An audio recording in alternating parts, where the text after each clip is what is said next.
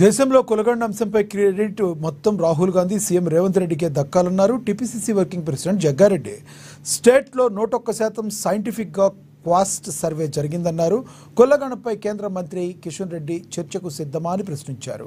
కులగణపై BC ఉద్యమ నేత are కృష్ణయ్యకు లేని అభ్యంతరాలు కిషన్ రెడ్డికి ఎందుకన్నారు. క్యాస్ట్ రిపోర్టు పారదర్శకంగా జరిగిందన్న గవర్నర్ ఆమోదంతో తేలిపోయిందన్నారు జగ్గారెడ్డి.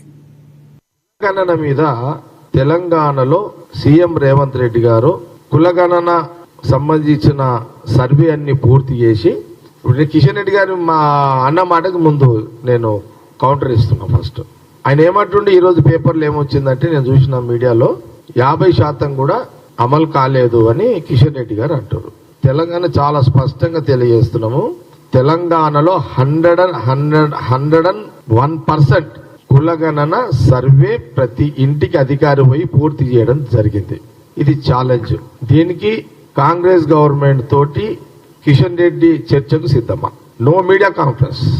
ఇక మీరు మనసులో ఒకటి పెట్టుకొని Congress government CM Revanth Reddy success చేయండి కానీ మీరు బుద్ధదల్లే కార్యక్రమం చేయకండి. అంటే మామూలు ఇది డైవర్ట్ చేసే కార్యక్రమం చేయకండి.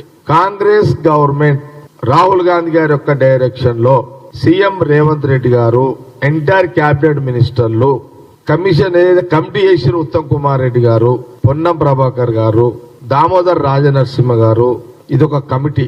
ఈ అధ్యయనంలో 101% కులగణన సర్వే సక్సెస్ఫుల్ గా తెలంగాణలో జరిగిందని మేము ప్రూవ్ చేస్తాము.